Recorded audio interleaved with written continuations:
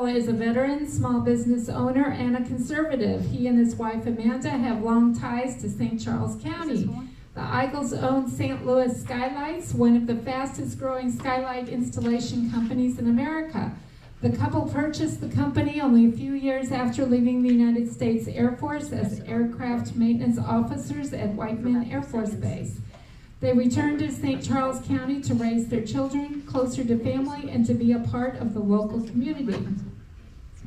As St. Louis Skylights grew, new branch offices opened. Bill Eigel worked to grow the company by recruiting recently retired Air Force veterans that he served with at Whiteman. In addition to St. Louis Skylights, Eigel also owns National Skylight Solutions, the parent company of the St. Louis location, as well as branches in Chicago. Eigel served more than 7 years in the Air Force in the United States and overseas. He held the rank of captain while serving in the Air Force, completed assignments in Louisiana, Arizona, and most recently at Whiteman Air Force Base, Missouri. He is decorated veteran for service overseas in support of Operation Enduring Freedom.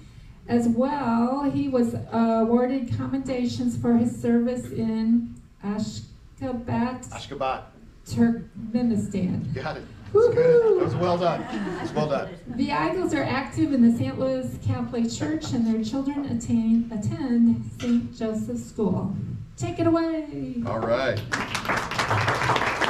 All right. Thank you so much for that. Thank you for that introduction.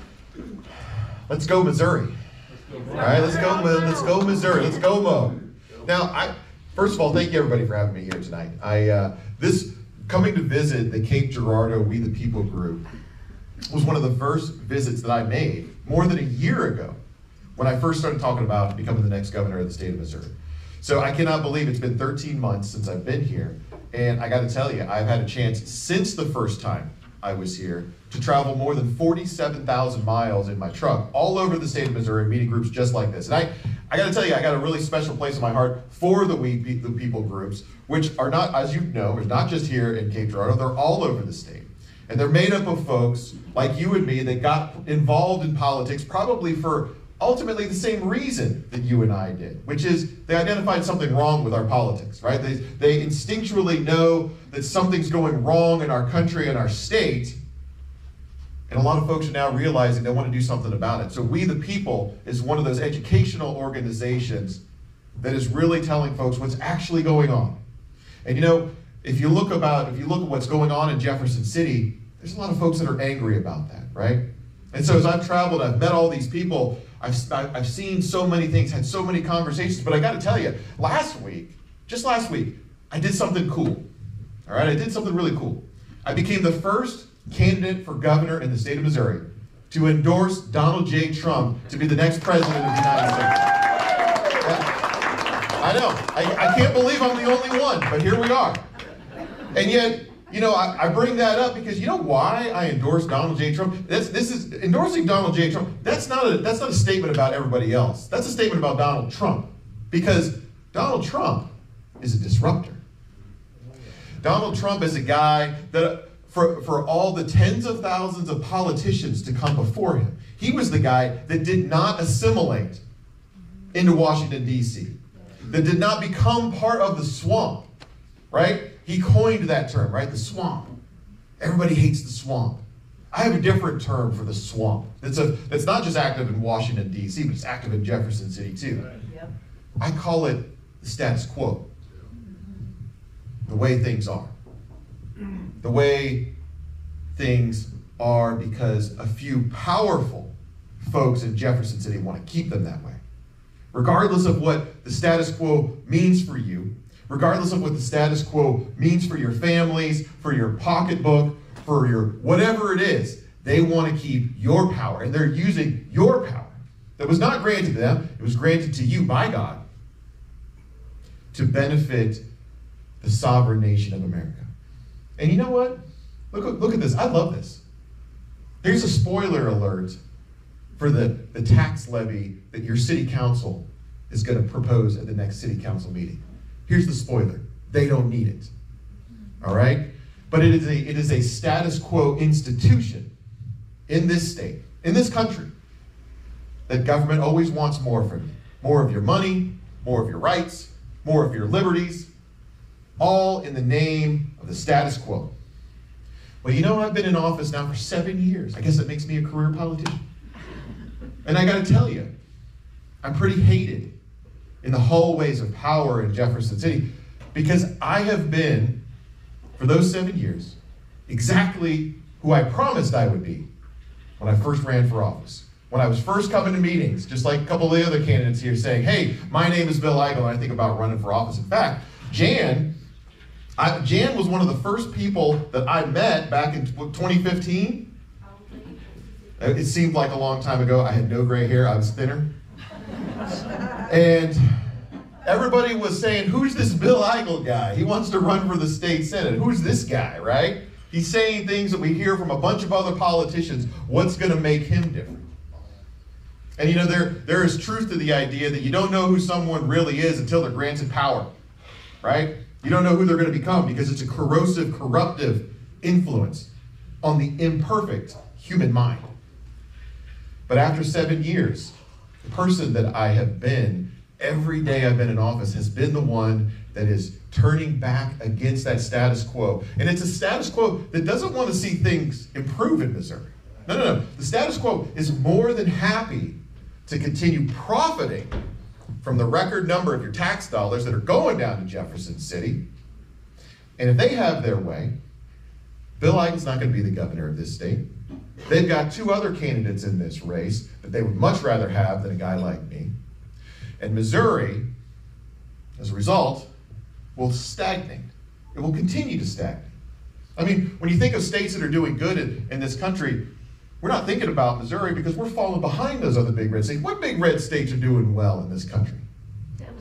Tennessee. What else? Go ahead. Florida.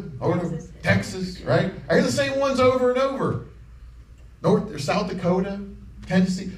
Here's my question. We send more Republicans to Jefferson City than any of those states sent to their state capitals. Why isn't Missouri leading this country into the protection of rights? Let's go, Missouri. Right? Let's go, Missouri. Now, there's also a saying that I love that's engraved in one of the archways over the first floor of the Capitol, and it says that ideas will rule the world. And so as tempted as I am to bloviate about philosophical leanings of politicians, let me give you 4 things that I want you to remember about why I'm going to be different in terms of actual policy from the other Republicans who are also running to be the next governor of the state of Missouri. Number 1, what's going to happen in a couple days on December 1st? What do we all go get to do? We file what taxes? Which tax? Personal property tax. And every December 1st, all of us collectively run down to the county office or pay online. And we pay rent to government for the crime of nothing more than owning a car. The first policy position that I think is going to make a stronger, better Missouri is we are getting rid of personal property tax, and you're going to own your car. Now, first question I get from the status quo, first question I'm going to get, I get it every time where I go. First question, what are you going to replace it with? If we stop paying rent to bend the knee to our local government on owning a car, what are you going to replace that revenue? Folks, I'm a Republican. I'm here to reduce your tax burden. I'm not replacing it with one red cent. Read this again. Every budget in government, every single one, from the federal government in D.C. to the state government to local government, there isn't an entity in existence that wastes more of your money than government. And I am sick and tired of folks asking, what are we going to do to take care of government revenues? I'm looking for somebody that's going to start asking, what are we going to do to take care of all the working and middle income class households that can't afford to pay $400 just so they can keep their car on December 1st? Let's go, Missouri. Now,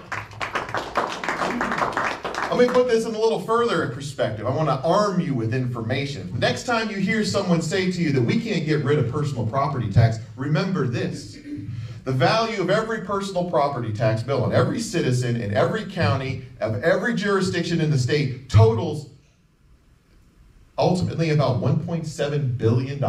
It's about $1.7 billion in revenue.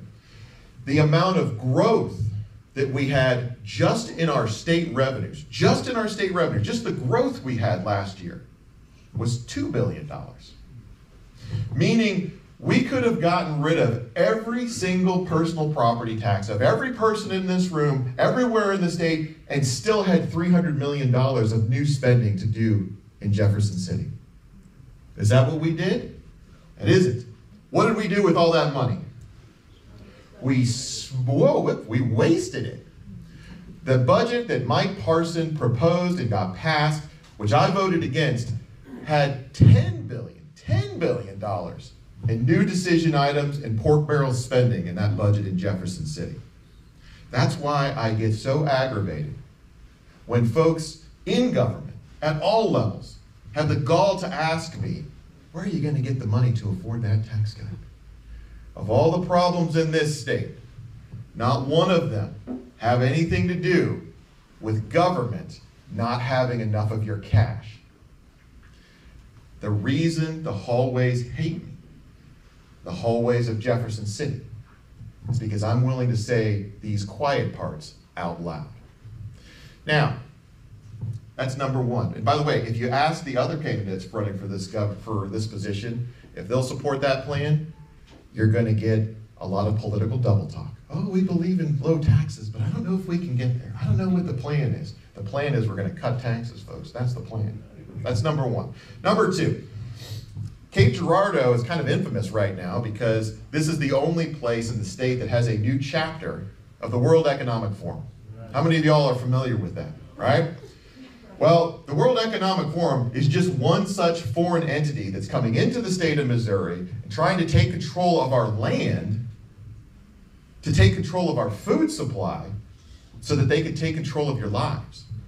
I am the only candidate for governor that is proposing legislation and will ensure when I'm the governor of this state that we're not going to sell 1 square inch of Missouri to any foreign entity, China or otherwise. Now you'll hear nuance from my opponents. They'll come out and say, well, I think we should restrict China. I think we should restrict that country. I don't think any foreign entity should control our farmland. It's a national sovereignty issue that we shouldn't turn over control of our food supply to foreign countries. I don't want anyone to own our food supply other than Americans for the same reason I wouldn't have sold the Soviet Union any of our ground in the 70s and 80s, or Germany any of our ground in the 1930s. Missouri ought to be owned by Missourians, or at least Americans. All right, let's go Missouri, right? Let's go Missouri. Number 3, let's talk about election integrity, right? Now, as a caveat to election integrity, by the way, the 2020 election probably was the single most significant event to get more folks engaged in the political discussion than anything else I've seen, any other single event that I've seen. We had more folks coming out that were worried about the transparency and the validity of our elections as a result of what happened in 2020 than anything else. And we made, as a legislature, we did take care of what I describe as low-hanging fruit in the legislature. We require a photo ID now to vote in this state. The legislature did that. That's great. That's low-hanging fruit. We got rid of the drop boxes, right? Great. Low-hanging fruit. You want to secure our elections? Well, you ought to know that we're going to have to get rid of these darn machines that nobody trusts. Right. And I got to tell you, I'm the only individual running for governor in the state of Missouri right now that not only has a plan, but as governor will ensure that we get rid of every one of those voting machines in every one of the precincts in every county of the state, and we're going to actually have election integrity in the great state of Missouri. How does that sound? Like a Missouri that we all fight for, right? Now, I think we ought to go back to the hand counting of ballots, which worked for our state for more than 100 years. And yet, what's the status quo going to say about that? Right? Oh, it's so much faster. Well, they're going to say, we can't do that, right? You can't get there. We don't know how to count. It'll take too long. They'll give you all sorts of excuses why it can't happen, even though we've literally been doing it in Missouri for more than a century. Don't let the status quo tell you why we can't get to that better version of Missouri that I'm talking about. We have a Secretary of State that won't embrace getting rid of these machines. We have a Lieutenant Governor that wants to be your governor that won't embrace getting rid of these machines because they're not serious about reforming broken government. They're not serious about really overturning the swamp that they both have embraced. I have. That's why the hallways of power dislike me so much. And so let me give you one more, the fourth item. And we were talking about this a little bit today at an event that Kim and Dick, they were fantastic and hosted for me today. Let's talk about education. Education in the state of Missouri. What a mess. I mean, if we're being honest with ourselves, what a mess, right? You've never sent more of your tax dollars to the educational system in this state, adjusted for inflation, than you do right now. And how are those outcomes going for you? Right? Well. Horrible. We got during the COVID environment, we had public schools put masks on our kids for 8 hours a day. I don't know about y'all, but if somebody had put a mask on me when I was a kid, do you think I could have learned anything? What about you? It's insanity. Forcing our kids to learn about this diversity, equity, trash, and being taught to hate one another, all the while not learning about reading, writing, and arithmetic, right? Less of our kids today are able to do math, reading, and writing at grade level than ever before in our state. A third of our children, only a third of our children, are able to read and write at grade level. That's a disaster. That's the disaster that's already here and is going to get worse. How is this happening? We talked about this today. It's happening because the federal Department of Education is shoving these terrible DEI-based standards, these CRT standards, down on the state, which is then turning them around in Jefferson City and forcing them down on local public school districts. And who's doing it at the state level? The Department of Elementary and Secondary Education. Guess who the Department of Elementary and Secondary Education works for? The federal government. No? Who's their direct supervisor? The governor. I'm telling you guys here right now, the bureaucracy of Department of Elementary and Secondary Education, it's coming to an end. And when I'm the governor of this state, I am going to defund that bureaucracy, and we're going to unleash the local public schools. And you know, when I say that, the real question is, why aren't Republicans doing these things right now? I mean, don't we talk about these things in campaign season? Every 2 years, you get some Republican up here saying maybe precisely these things, and every 2 years we look behind us and are disappointed that they weren't accomplished. Not because there aren't enough Republicans down in Jefferson City, but because there aren't the right Republicans down in Jefferson City. And is it that they don't understand or know what the Republican principles are? Well, of course they know. The problem isn't that they don't know. The problem is they're too weak to fight for them. Now, I have made a living fighting these special interests in Jefferson City.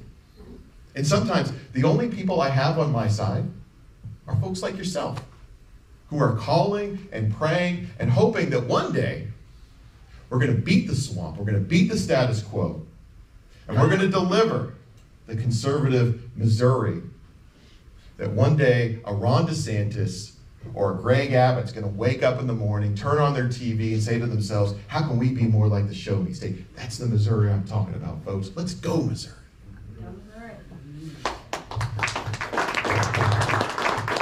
And so the status quo lives in great fear right now.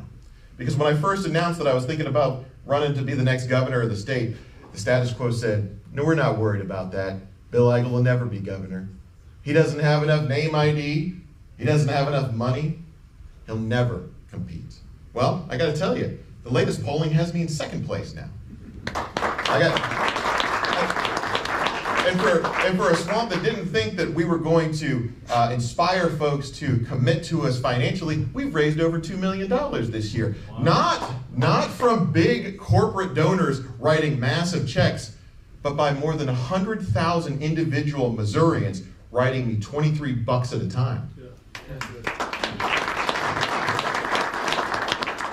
And that kind of inspiration and movement only happens if we have the real ingredient that makes a successful campaign and a successful state. Message. Message trumps money, and message trumps name ID. Name ID. I love that. I love this idea. Well, you know, one of your opponents has a really good name ID. Right? We know who it is. Let me tell you something about name ID, folks. My first race for the Missouri Senate, I ran against you guys heard me tell the story earlier. I ran against a gal by the name of Ann Zare. Ann Zare had been a state rep in St. Charles County, where I'm from, for 8 years. Incredibly well known. Everybody was familiar with the last name Zare. Not because she was just in public office, but because the last name Zare is a very common name in the German culture, the German immigrant culture of St. Charles County. In fact, it was so common, Zare was, as a last name in St. Charles County. My wife's maiden name is Zare. That's how common it was. It was great. And while the swamp was talking about how I couldn't win that race because I didn't have the name ID, we were putting t-shirts on my wife Amanda's parents that said Zare's for Eigel, and talking about all the things that I thought were going to make a better Missouri. And even though we've continued to fight for them, I've never been able to convince the swamp that message trumps money and message trumps name ID. And I don't have to. The good news is I don't have to convince them. I have to convince you. I have to convince you that the Missouri I'm talking about, that I'm thinking about everywhere I go, is worth fighting for in 2024. It's worth not letting go. I had one of the first We the People meetings, Marnie Mitchell. How many of you all know Marnie? Marnie, that's right. I talk about her a lot because she was one of the first meetings I went to. She asked me the question, what do you say to all of us that have been in this fight longer than you have, Bill Eigel, by the way, right? That have been disappointed by these Republicans who fail us year after year after year. What do you say to them? Because you're saying a lot of the things we want to hear, but what do you say to them who have been disappointed maybe for 2 decades?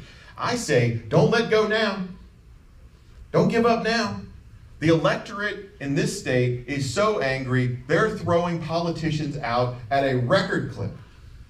Not just in school boards, not just in city council board or campaigns. For the first time in the last primary, the last statewide primary, a Republican state senator running for re-election lost his primary for re-election. That hasn't happened in Missouri since World War I. The folks are angry.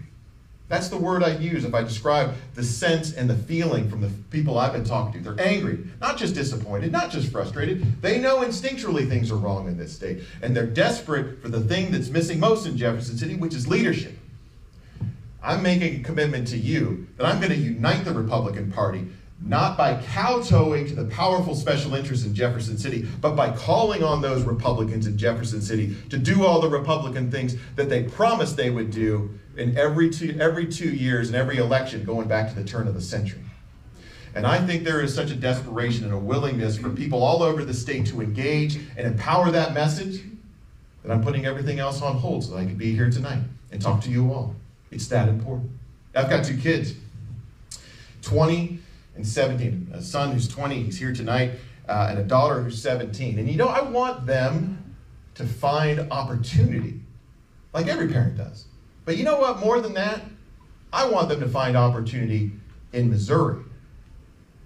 How many of y'all know a friend or a family member or a neighbor that has moved to one of those other big red states we were talking to earlier because there was more opportunity in those states? How many of y'all know someone that's moved to Texas or moved to Tennessee or moved to Florida? I tell you here tonight, the Missouri I'm talking about, they're staying right here because this is where we're going to lead these United States, in the show me state. Let's go, Missouri. So with that, don't get me wrong, I would love to filibuster the rest of the time. But I want to hear from you. So I want to say thank you again for hearing my message. If you're interested in learning more about my campaign, we do have brochures that we passed out, but if you're interested in learning more how you can help out, go to BillEigel.com. My website, we have had more than 35,000 households sign up on my website in the past years. I've crisscrossed the state. 35,000, that's more than a quarter of the households we need to win the primary have already signed up on our website. Take that status quo that thinks we can't win this. We're not just going to win this, we're going to win big. And no one is going to be more surprised than all the power brokers in Jefferson City. Let's go, Missouri. So the rest of the time is for you. I'm happy to take any questions. And by the way, I said this earlier, I used to be the guy that was, when I was showing up for meetings, I would always ask questions, right? Ask questions. I was always that guy in the back room asking questions. Now I'm the guy answering the questions. That's the way it ought to be, right? So nothing's off limits. Happy to answer anything that's on your mind. I do want to defer to Jan, who has asked that you only ask a question once she brings you the microphone. So with that, the rest of the time is for you. Sorry, I think David was first. Yeah. I'm gonna hold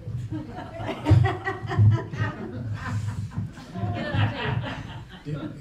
Bill, do you have, are you the Lone Ranger, or do you have people? Can't hear back here. It's on, just talk about it.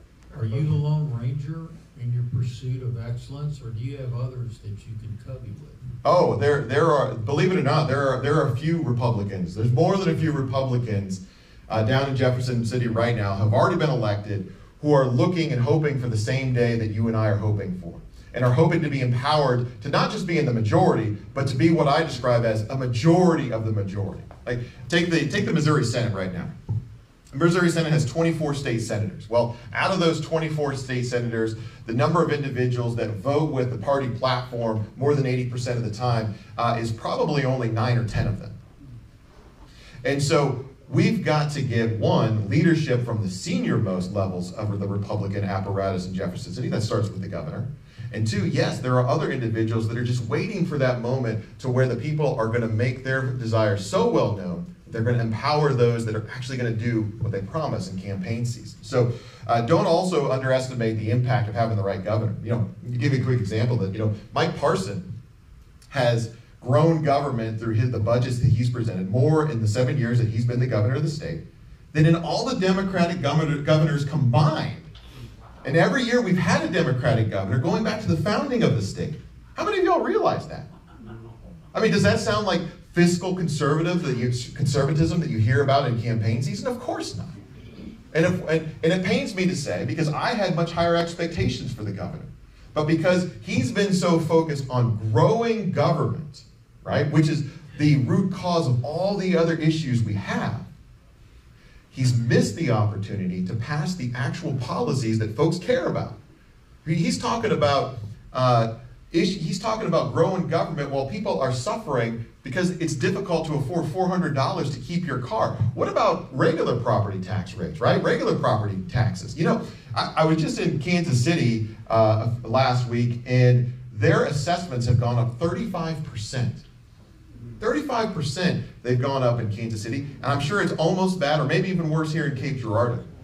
Mike Parson was on the radio while I was over there talking about how Missouri is in the best shape of any state in the country. That's what he said on the radio. How must it make the people of Kansas City feel who are struggling to stay in their homes, paying outrageous property taxes, to hear their own governor say, things are great in this state. We're in better shape than anybody else. A month and a half ago, Governor Abbott down in Texas passes the largest property tax cut bill through his state legislature in state history, in American history. He's got less Republicans to work with in Austin than we do in Missouri. Why aren't we having those victories here? Why doesn't Mike Parson interrupt this meeting right now, calling guys like me back to Jefferson City saying, get down here for a special session, we're going to cut some taxes? But he's not doing that. He's talking about growing government.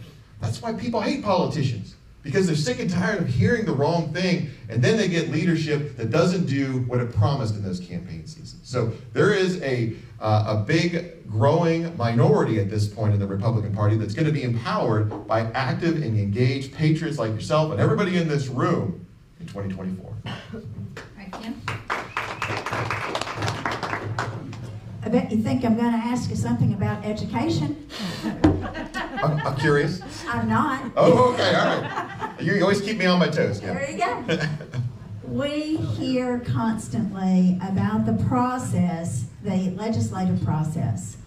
It is so discouraging. And actually, I really appreciate Lisa and Jody for much of what I have learned and become disgusted over.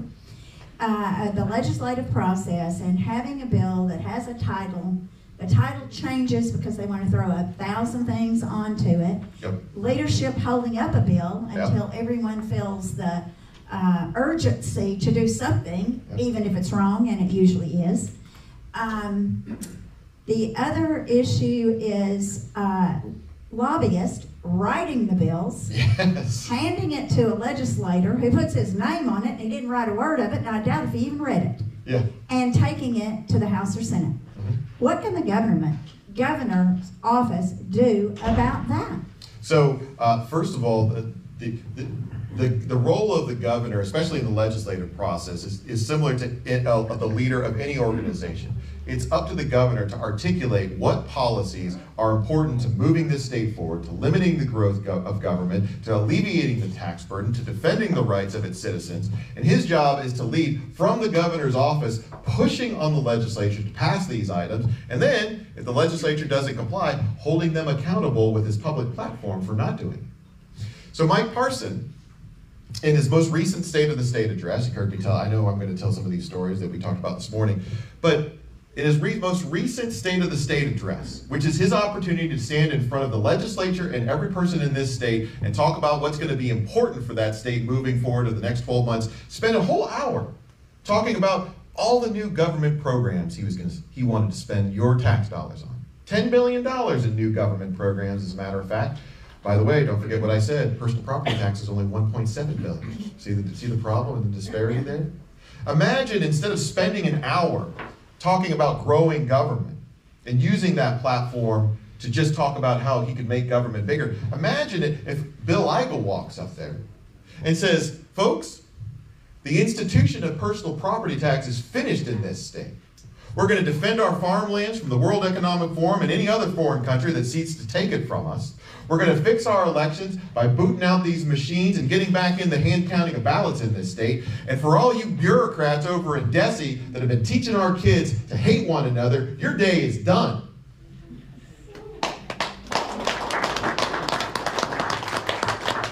Imagine the move and difference that could make. But we have absence in leadership. And so it falls to the legislative bodies who are ridden by the lobbyists, Kim, as you described. And you're absolutely right. Nothing frustrates me more than when I hear a legislator come up and say something to the effect of, well, you know, we really wanted to get that done, but we just ran out of time. You ever hear a state rep or a senator say that? We really wanted to get IP reform done, but we just ran out of time. Or there was somebody filibustering. I hear that one a lot too. There was somebody filibustering. We just couldn't get that done. Excuses. Missouri has one of the longest legislative sessions anywhere in America. We have more time to get the important things done than any other state in this country. And the only reason that we don't get important things done, whether it's cutting personal property tax, or cutting the budget, or taking the time to read the bills, is because the status quo has made that okay in those hallways. The status quo has done that. The status quo that's writing the bills that you're talking about. And so when you hear, the next time you hear a majority floor leader up here in front of the room saying, gosh, you know, the real problem in Jefferson City are a bunch of conservatives that want to slow that chamber down. They just filibuster too much. Think very carefully about, are you hearing from an actual state senator saying that, or is that just the echoes of the swamp? It's the echoes of the swamp. What we need is someone in the governor's office that is going to be unafraid to kick every one of those apple carts over. Folks, I'm going to get up early to kick those apple carts over on your behalf. So just a couple of weeks ago, we had Ron Calzone visit us and via Zoom. I love Ron. And speaking, and he actually, we had a state rep in the crowd who already told us that IP will not pass this next session. So there we go. Anyway, next question. Oh, and by the way, beware any politician, beware any elected official that wants to tell you why something can't get done. Oh, we can't get rid of personal property tax because we can't afford it. We can't get IP reform because the legislative process is too complicated. We can't cut the budget because, you know, be careful. That's the swamp talking. That's the status quo that doesn't want to change. It doesn't want to get to this better Missouri. Don't believe and don't buy into those kind of folks pretending to be leaders. Those are failures. That's why folks are so frustrated with the process. We can get there. Go ahead, start. You can tell I'm passionate. Bill, my name is Fred, which is a dying name. Okay, people are naming their. You're bringing it back, Fred. You're bringing it back. Well, I want you to remember Fred because two things that I think are a waste of money: state tax Okay. and car inspections. Illinois got rid of, I think. Your list just has 2 items on it? Yeah, there's a lot more, but those 2 things right there, just every time I go get my car inspected, it's like, oh, brother, I don't know what that place is looking for anything bad so they can charge me more money. But the cars are better nowadays. Just remember Fred. So Fred, I'll tell you, on those 2 issues, guess who has carried the legislation to eliminate those vehicle inspections for the past 6 years in the Missouri Senate? I have. Guess who has carried the bill in the Missouri Senate for the past 6 years to eliminate state income tax? Yours truly. You got my vote. So the problem is not that we don't have the right ideas out there, right? There are patriots, even in the legislature. As frustrating as that legislature can be, there are still folks ready to fight. But right now, the status quo is in charge. They're out there saying, and you know what their biggest hit on me is going to be? And you're going to hear this, guys. You're going to hear this over the next 7 months. They're going to tell you, oh, this Bill Eigel guy, well, he can't win. Their whole message against me is that I can't win, that we can't get there, that we can't overcome. More than anything, they want you to believe that their champions, Mike Kehoe, Jay Ashcroft, they want you to believe that their champions can't be overcome. And regardless of whichever of those 2 ultimately, if either of those 2 are successful, they actually don't care. The real threat to the status quo is a guy like me. And because I'm being funded to the tune of $23 per person, and I've got hundreds of thousands of patriots that are coming together to support me, they're terrified of that. I'm bypassing their entire apparatus of making money by going directly to you with the one thing that they don't have, message. Message, because inherently, as frustrated as people are right now, they want to believe. They're desperate to believe. I'm just standing up here asking for your support to not let go. And if you don't, we're going to lead all these other big red states. Missouri is going to be a leader in these United States. Oh, and daylight saving time. Daylight savings time, yes. I'm glad I filibustered a little bit longer so you can remember that. So thank you. 5 questions. Go ahead. So I know that you're still a sitting senator. Mm-hmm. I know you're here to talk about your governor's race. Right. I'll repeat your question. Don't worry. But anyway, session's getting ready to come back. Right. Where do we stand with SB 100? Yes, so great question. So Senate Bill 100 was a bill that I carried last year and almost got to the governor's desk that would have made gold and silver legal tender here in the state of Missouri. And it was killed on the last day by the House Speaker, Dean Blocker. And so it never did never make it to the governor's desk. I'm going to refile that this Friday. And it was one of the first things that the Senate passed. I mean, we talk about the Senate being the slow chamber, right? It was one of the first bills that the Senate passed last year. I expect it to be one of the first bills that the Senate passes this year. And we've added a few things to that bill because it's not just making the gold and silver legal tender, it's also going to eliminate income taxes on the sale of precious metals and a few other things to really put Missouri in a position. So y'all have heard about the digital currency move, right? Centralized governments trying to move all countries on the globe to a centralized digital currency. You know why they want it to be digital? So they can control it. So when you hear, somebody may ask you, well, why do we need gold and silver to be legal tender? Because you can hold that in your hand and the government can't take it away from you. That sounds like a good deal to me. So I'm going to carry that bill again. I'm very optimistic we're going to get it out of the Senate again this year. We're going to work on the House this year and apply pressure to them. I tell you, a lot of those reps sustained a ton of pressure from your help and from the help of a lot of others to get that done, but I'm optimistic.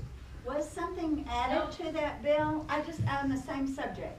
I'm sorry. We got a lot of questions. We can come back to that. Okay. Come back to that. Okay, next question. I got you. Okay, your third of 4 points was about election integrity. Yes. And I know people may see this as completely different, but the word on the street is that ranked choice voting may be coming to Missouri, which I believe is a disaster. Agreed. And a mockery of our election system. Mm-hmm. I would like to know where you stand on that and how you will articulate that to others who need to hear it. And if you don't agree with me, I'd like to know why. Oh, no, I agree with you. Ranked choice voting is a direct is a mechanism that's going to be used by the powerful to circumvent the actual will of the people. They actually have implemented. Does everybody know what ranked choice voting is? No. Ranked choice voting, if you haven't heard of that, what that means is if you go in and you have, let's say, 4 candidates for governor, you would actually rank them 1, 2, 3, and 4. And that each, after all the votes are tabulated, whoever got the least amount of votes under that point system would be eliminated, and they would be reallocated to the 3rd candidate, the 2nd candidate, and then finally they would declare a winner. Well, they implemented this kind of, difficult, vague, hard to understand policy in Alaska, and it led to a Democrat being elected as the only U.S. congressman from Alaska in that bright red state. So, fuzzy math. It's very fuzzy math, and it's a system that I oppose in all its forms. And I got to tell you, if someone tries to push it through the legislature while I'm still a senator, not only am I going to oppose that, I'm going to filibuster. I'm going to get up and stand, I'm going to read the dictionary for as long as it takes until that bill dies. You have my commitment. Ranked choice voting is not going to go anywhere as long as I'm in the state Senate. Now,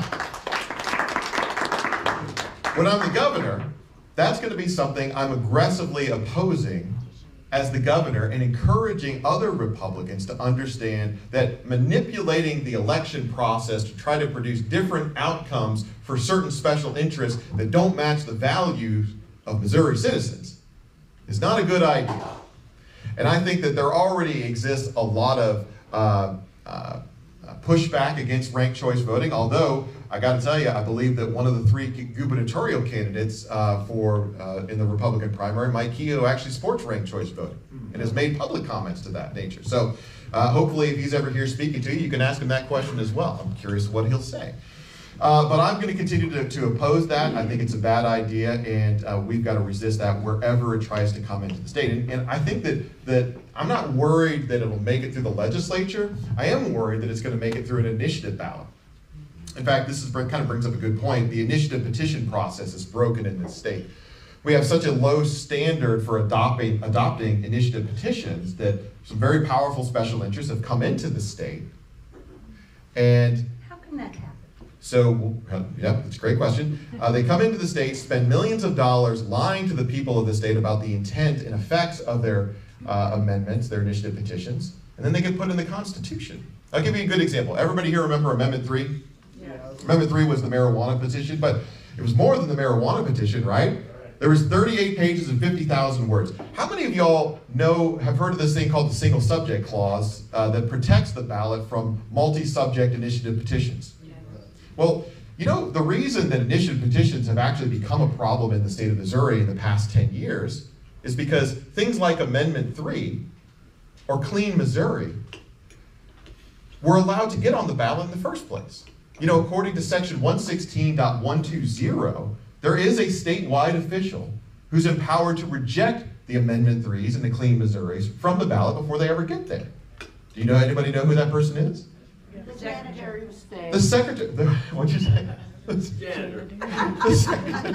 That's an answer I wasn't expecting. The Secretary of State. The Secretary of State should be rejecting anything that's not constitutional from the ballot in the first place. But our Secretary of State has done nothing and allowed all of these things to get on the ballot in the first place. That's how this happens. And so once all those other special interests out of state realized that our Secretary of State wasn't going to stop them, guess what they started doing? They started running initiative petitions that were trying to do everything from hijack our redistricting process in the Clean Missouri Initiative or the Amendment 3 initiative. What about Prop D? You guys remember Prop D? A couple of years ago, that was the gas tax increase. What a great example of something that never should have reached the ballot. Prop D was a gas tax increase, and the original subject of Prop D was whether or not we should exempt Olympic medals from the income tax. What does that have to do with the gas tax increase? But it was allowed to go on the ballot even though it was unconstitutional.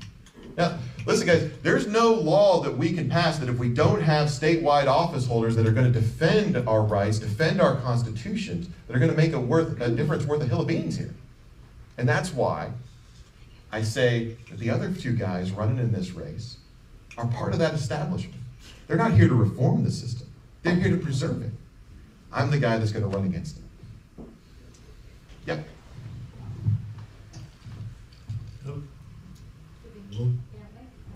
You're on. So we've all known since McCarthy that the Democrats were commies, basically.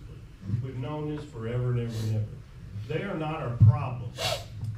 And we see that all across the nation, especially in the red states. It's our own supposedly people. They're the true traitors. Right. Because they've lied to us and lied to us and lied to us.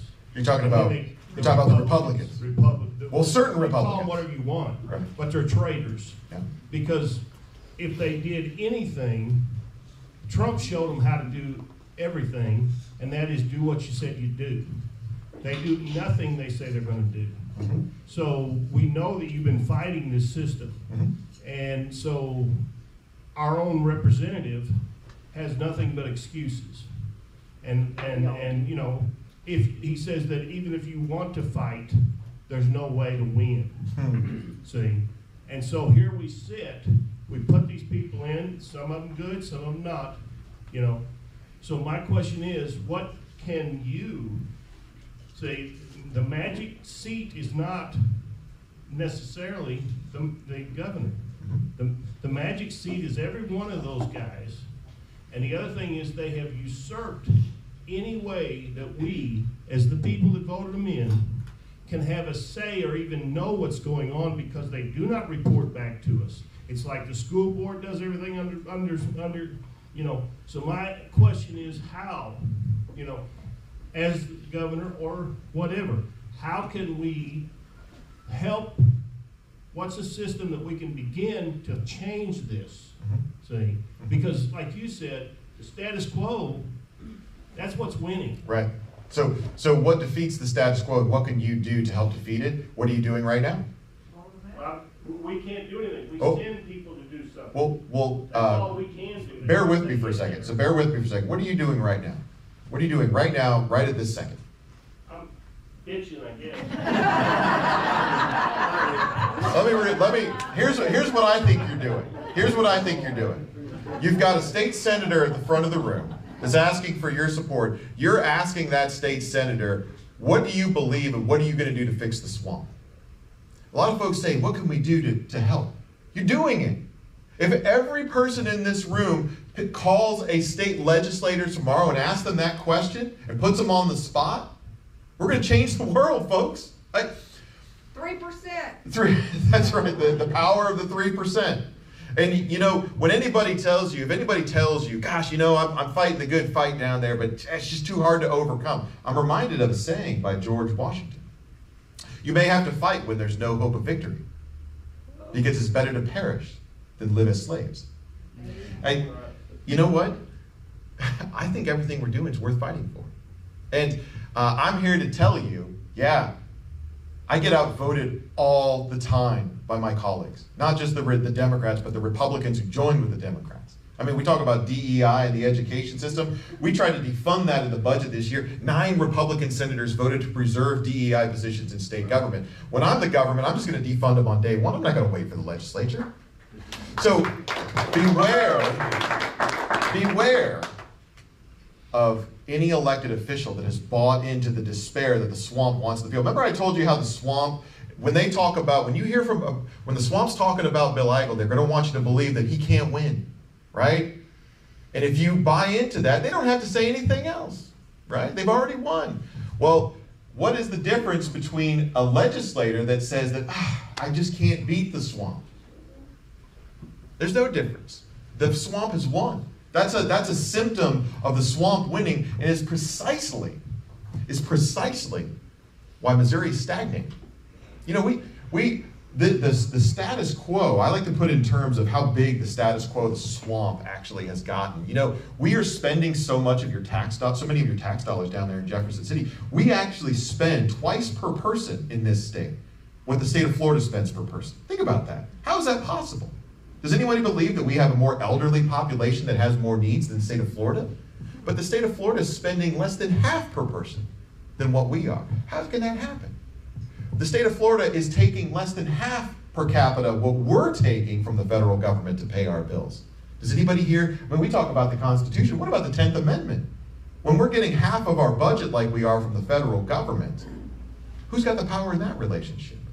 And yet, almost every one of the Republicans down there in Jefferson City are voting for the budgets that make us susceptible to the federal government, and then coming back here and telling you, gosh, I just don't know what to do.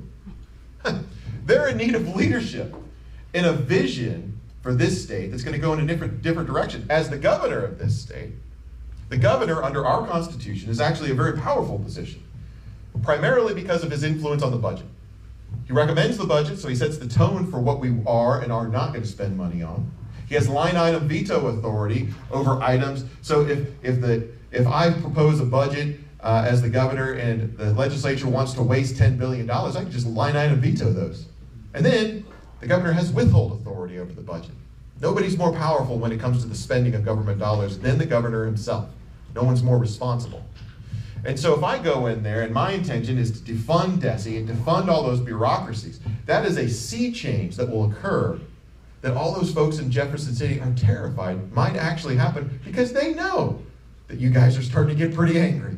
And you're showing up in record numbers to meetings like this, doing what I need you to do, which is ask guys like me, what the heck is going on? And if everybody in this room, like I said, is willing to do that tomorrow, you better believe those state reps are going to come up with a better answer than, well, I just don't know what to do. But we've all got to do it together. I think 2024 is the year.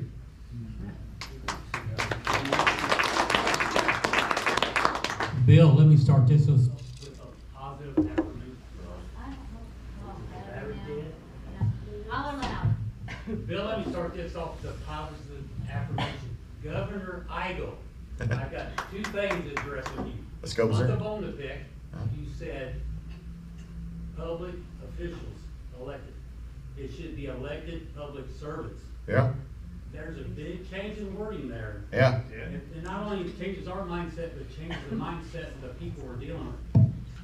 Official versus servant, totally two different things. I agree with you. Okay, I sustain that. So the second thing is in Brenda's backyard in Perryville, Yeah. in the middle of I remember. in the middle of July, in the middle of a drought, I asked him for a miracle. Did you deliver? What was that miracle? Was it rain? Rain. Did we get it? We Did we had get rain. We had rain the next day. Rain. All right. Like 3 or 4 You know, the political thing would be to say yes, absolutely, absolutely. You did, you delivered. Oh well, I'm just a cog in the wheel. I'm just a cog in the wheel. The big guy upstairs is the one that's going to take all the credit for that, and I'm thankful for it. But you know what? If I can make a quick comment about how we refer to public servants. You know, if you hear me talk about, ever hear the phrase "the United States," right? I always like to use the term "these United States." See how it's subtle? But when I say these United States, the difference is subtle but important, right? Because it implies that these United States are a collection of sovereign states versus the United States, which is just one big organism. These United States. I want Missouri to be a leader in these United States. It's subtle, but you're absolutely right. I need to be better. Okay, next I think was, Brenda. Wait a minute, am I right? Brenda and then Kim and then, yes. Okay. Yes, speak loud. I think Kim and I might be going to address the same thing with your Senate Bill 100. When Flocker was sitting on it and didn't bring it up to a vote, when Tom Martz was here 2 weeks ago, we went through that bill line by line. Were you aware that a Democratic House of Representative person had put in there something about digital currency? I don't know specifically what, and the bill never came back to me, so I don't know specifically, but if it's anything that allows for a digital currency, that's not going to be something I'm going to be supportive of. So I'll have to check on that. We actually have added a few more items into that bill to protect against precisely that type of invasion, if you will, by the Democratic super minorities. But we'll stay vigilant for that for sure. Just wanted to remind you. Right on. Right on. Yeah. So, what to your point, what we hear so very often from our own elected officials is that if they don't take the money, whatever that is tied to, that Illinois will get it. Yes. Oh my gosh. And not give it to them. Oh my gosh, this is such a good And get the point. strings too. So that's one thing. But this question actually goes to the candidates that are in the House tonight. You've just heard from Senator Eigel how the swamp and the status quo is changing the way we see or feel about what government is doing. Are you, this is just a simple yes or no because it's his platform, but will you be status quo or will you be the people's choice and defender? Who will say yes? Who will say yes? Okay. I'll be for the people, I promise you that totally. All right. All right, one thing on that, if I could also respond to, so Kim made a really good point, because you do, it won't be long, and it's already happened until you get a state rep or a state senator that says, gosh, if we don't take that federal money, well, Illinois is going to get it, right? All right. We have to have a little truth bomb here. Illinois, New York, any other state not named Missouri, whatever dollar they may be eligible for to get from the federal government in Washington, D.C., they're going to get. Because there's not a finite sum of dollars in Washington, D.C. The federal government in D.C. prints enough dollars to accommodate every state that wants to take the money. And that's the mission of the federal government, is to give that to the states, because with every dollar we accept, it's not that we're somehow going to lose money that somebody else is going to get instead. They're taking our state's sovereignty, because every one of those dollars comes with a hook, a standard of behavior that we have to comply with. So there's no loss. If we don't take the money, Illinois is not going to get a dollar more than they otherwise would have. Illinois is going to get every dollar they're eligible for, no matter what we do as Missouri. What Missouri has to decide is whether or not we want to be beholden to the federal government by taking all these federal dollars, or if we want to be the sovereign state that was originally envisioned in the Republic when the country was founded. And in particular, I can tell you, the budgets that I'm going to submit to the Assembly and get passed in this state are going to be a tough pill to swallow from all those special interests that have been profiting billions of dollars at the cost of your liberties down in Jefferson City. That's why they're terrified, and I can't wait to get started. Thanks for taking questions. Kind of a statement and then a two-part question surrounding your bullet point one. The statement is big government is bad government and the best decision is made on a local level, in my opinion. So in regards to assessed evaluations, residential assessed evaluations have seen an increase of almost 400% over the last 30 years. And because of the Hancock Amendment, the increased assessed evaluation should be revenue neutral. Plus inflation. What's that? Plus inflation. Yes, yeah. CPI, things like that. Ag has seen a 0%, and I know Missouri's #1 industry is ag. What is your plan to bring increase in assessed evaluation back to being revenue neutral? Is part one of that question. And then part two is, because of the Hancock Amendment and language in Chapter 137, different parts of the RSMOs, a decrease in personal property revenue can be rolled to real estate, meaning the schools can max their levy rates out. If you eliminate personal property, those of us that own homes are going to see an increase in our residential or real estate taxes. So just kind of a two-part question, your thoughts on that? So I'll start with the last comment that you made and address that first, the idea that, hey, and make sure I say this right, that if you get rid of personal property tax, that they'll just basically push the lost revenue onto real estate, right? So that can't happen. And here's why that can't happen. The Hancock Amendment limits the revenue taken in from any existing property, including real estate property, from increasing no more than an amount of inflation. So no matter what happens with personal property tax, local entities can't take in more revenue from real estate that already existed more than an amount equal to inflation. So that is one of the big things that folks that are opposed to getting rid of personal property tax will say. They'll say, hey, don't get rid of personal property tax because Well, then it's just going to fall on the homeowners. Well, according to the Hancock Amendment, that's not how that works. And if local counties, if local jurisdictions try to do that, that would be a violation of the Constitution. And we have an entirely different conversation at that point. Now, what I'm proposing as part of my package to get rid of personal property tax is, remember how I said that the state revenue growth in Jefferson City, just from our existing tax base, increased more than $2 billion last year, even though the value of every personal property tax was $1.7 billion. My commitment to you as your governor is, I'm going to go in there, I'm going to cut the state budget from where it's at $51 billion right now. When I came in as a state senator in 2017, it was $27 billion. We've increased state spending from $27 billion in 2017 to $51 billion. I'm going to go in there as the governor and bring that back down. And when I bring it back down, I'm going to create such surpluses as this state has never seen before, which I'm then going to use to backfill anything that the local areas have lost when we get rid of personal property tax. You're not going to have to pay any more taxes than you're paying right now, except that you won't be paying personal property tax. And the only difference will be that in Jefferson City, instead of having a governor that's just going to grow and spend every extra dime that comes into that city, you're going to have a governor that's going to use all those surpluses to get rid of personal property tax and then get rid of income tax. And then this state is going to start growing the same manner that all those other big red states are going to be doing. So that's my vision, and it's an entirely different sea change from what's going on down there right now. Did I hit all the points there? Well, assessed evaluation. Oh. Assessed evaluation. So the Constitution says that we have to assess everything at market value. And yes, I acknowledge the fact that there are different special treatment of different classifications. You mentioned agriculture.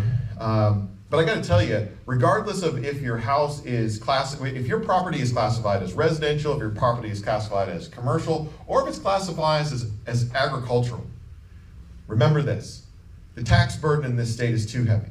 I've never met a tax going to any person in this state, is being levied on any person in this state that I wasn't willing to cut because of this. There isn't a budget, regardless of where the revenue is coming from, even though I recognize that the different treatment of the different modes, or commercial, residential, may not be ideal. This is what still holds true. We have such capacity to reduce this tax burden for everybody. And the only reason we're not doing it is because we got too many Republicans that are more focused on just spending that money on new government programs and not meeting their commitments to you.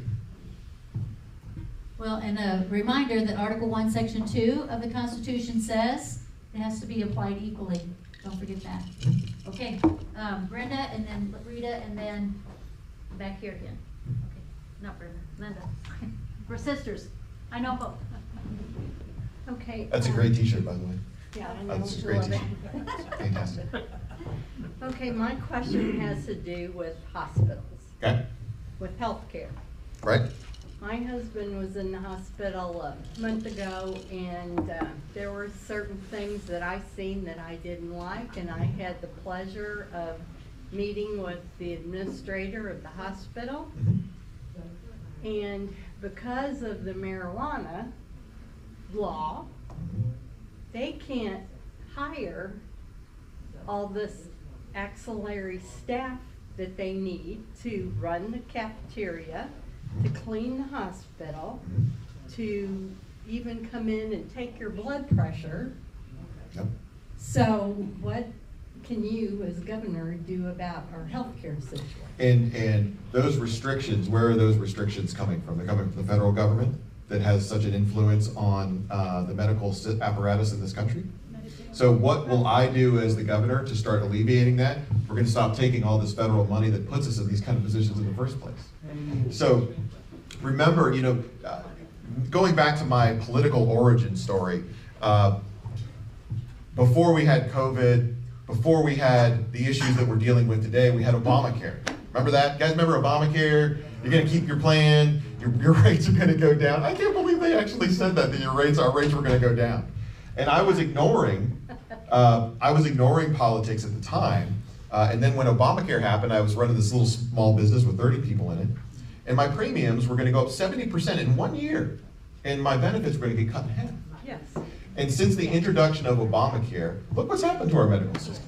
Now, Obamacare, that federal program, has made outcomes worse. And right now in Missouri, a huge portion of our budget is going into the Medicaid program that has now been expanded under Obamacare, which is wasting billions of dollars and is making the state dependent on the federal government for how to do things. And you just gave about a dozen examples of how that's hurting the hospitals. So if we want to fix the problem, you know what we need? This is going to be a shocker to you. You know what we need? Less government, right? Less government. So let's reduce our government engagement and interference in our healthcare system. And how do we do that? By having a government that's going to start defunding all these bureaucracies that are running and making us dependent on the federal government in the first place. That's how we're going to fix it. That's what I'm going to do as the governor of the state. Yay. Very good. Okay, so I might be wrong, but I heard that the Missouri revenue, I guess is the word, is comprised of like 54% from federal money? 50%. 50%? Right. Okay. It may be climbing towards 54%, but yes. Okay. So, I mean, I think most of us agree we don't need to take federal money. We don't want to take federal money. Right. We don't want the purse strings and all that. And I can see not taking on new stuff from the federal government, right? And maybe you've already spoken to this, but how can we do away with that 50% and make our Missouri budget work? Yeah, so so the question is about the percentage of the budget that we get from the federal government in Jefferson City, and what are we going to do if we reduce that? So right now, about 50% of our budget is coming from the federal government. So that presents a huge problem, right? One, because if you're getting 50% of your money from somebody else, who's got the power in that relationship? The other person, right? So the federal government, and every dollar, as you know, is coming with a standard behavior or a rule that we must follow, has completely devastated the idea of state sovereignty. That's why we're in a lot of these problems.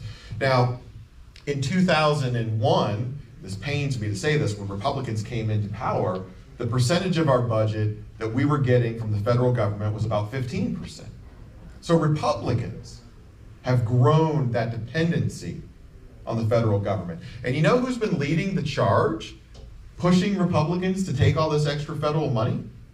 The swamp, yes, but who in the swamp, right? Don't you want to know? I always say, who is the swamp? You know who?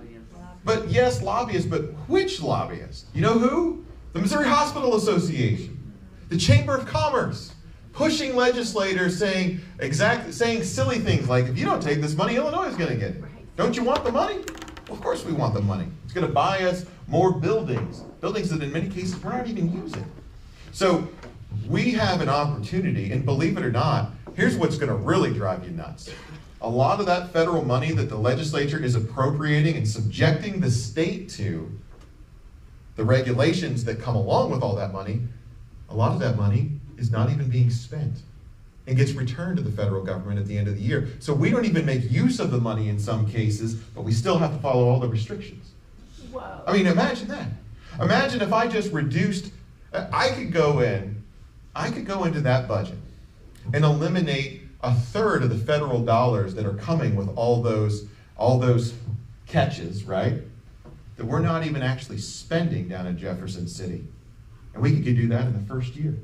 So the question is, the concern is not that, hey, suddenly we restored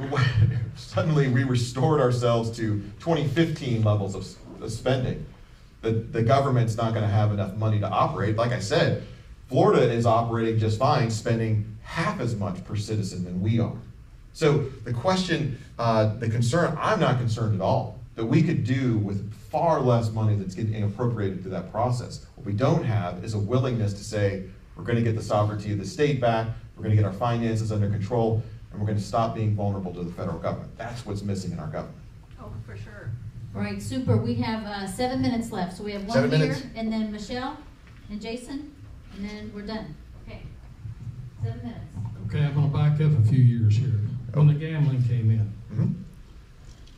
it was supposed to fund our schools, along with the money that the state of Missouri was already giving to the schools. Right. What happened to the money that the state of Missouri was giving to the schools? They take it back and grow the budget with it? So the money that comes in from the lottery is just appropriated along with all the other dollars towards education or wherever else down in Jefferson City. And it specifies, you know, the specific uses are identified that, hey, this money coming in from gambling has to be used for education. Well, great, we've got plenty of that. It all goes to the same bank account. So as long as we can show, which we do, that we're spending more money on education than what we took in for the lottery fund, well, it's pretty simple. That's a broken process, right? That's a broken process. There's really been no accountability for all these budget bills that have come out. In fact, so the process of the Senate voting on all 14 of the budget bills, you know how many days the Senate takes to actually go through all those budget bills? 1 day, $51 billion. The dirty little secret, well, one of the dirty little secrets is in Jefferson City, is that there isn't a single senator, not one. I don't care who they think they are or what there isn't one that can tell you what's in any of those budget bills. Not one. In fact, as a way to illustrate that, remember back in COVID, we were getting these big infusions of cash from the federal government. They were throwing money down at the state, the stimulus packages, right? We had a stimulus package that we were talking about spending a bunch of ARPA dollars, and all the senators got to identify where these ARPA dollars were going to go, there were billions and billions of these ARPA dollars, was a one-page spreadsheet that was put on our Senate desk the day the bill was going to come up before debate in the Senate body. One page, one spreadsheet, one page spreadsheet. And so one of the line items on the spreadsheet, this is in 2020, or no, it was 2021. I think it was a supplementary budget bill. It was in the early 2021. Was one of the line items was a $2.3 billion line item for DESE. Wow. So I see this, I stand up, and I inquire of the budget chairman, nice guy by the name of Dan Hageman up in Northwest Missouri, and I say, Senator, I see we have this line item for $2.3 billion. It's going to go to DESE, but that's all I have on my spreadsheet. Can you tell me what this money is going to be spent on? You know what his answer was? Senator, I don't know. He actually said that on the Senate floor. He said that in public. That was a public view. Did the media pick up on that? Did the media report that the budget chairman of the Missouri Senate admitted on the Senate floor advocating for the passage of $2.3 billion in spending for that one department in particular and had no idea what the money was going to be spent on? Did anybody say that? Nobody said that. You know why? Because the status quo knew that that's a bad moment for them. And that if folks around the state realize that this is what's going on, you may not be okay with the status quo moving forward. So, the frustration that you all feel when you go, everybody here in this room has a personal property tax bill. Take away from what I'm telling you tonight, that you're paying that personal property tax bill this year. You shouldn't have had to pay it because we had more than enough money to take that from you, to release you from that burden this year. We could have released it for every person in this state, but we didn't do it because nobody is putting in the hard work to actually be a fiscal conservative in Jefferson City. That's why I'm angry. That's why other folks around the state are angry. And in 2024, it's going to be a lot of shocked folks down in Jefferson City. Yeah. One quick question about the taxes. You're saying 50% of our state budget comes from the federal government. That's right. So that's what, $25 billion? 25, 26, yep. Okay. How much does the citizens of Missouri send every year to the federal government in income tax? Oh my goodness, great question. I don't have that off the top of my head. I don't know that off the top of my head. It's probably a pretty big number. I think that it's not, because the federal government is printing so much money and borrowing so much money, it's less than the $26 billion. Is there something as governor that could be done, like say, stop paying the federal government, taxes, okay? That sounds great. If we're wanting to cut the cord of the federal government sending money to us, why don't we just cut the cord of sending money to them? We're a sovereign state, right? See, this is why I love the We the People group right here, because you're getting me right here, Jason. You're exactly right. I'm with you. Now, I would tell you that the more direct way to cut the cord from the federal government in the first place is to stop taking all the dollars that they're printing and borrowing to control the states in the first place. That's the easiest thing we can do. I do agree with what Mr. Jim Lemke just said, and that is we need to consider more restrictions on the federal government, which would include a repeal of the 16th Amendment, that is what allowed them to tax your income in the first place. It is a huge burden on the entire country. So we can be a leader in that fight. We can be a leader on that fight of pushing back in the federal government that way, but first we've got to get our own house in order. We've got to achieve our own independence from the federal government by bringing that percentage way down. Alrighty. That's it? That's it. Oh, all right. I'm gonna just take a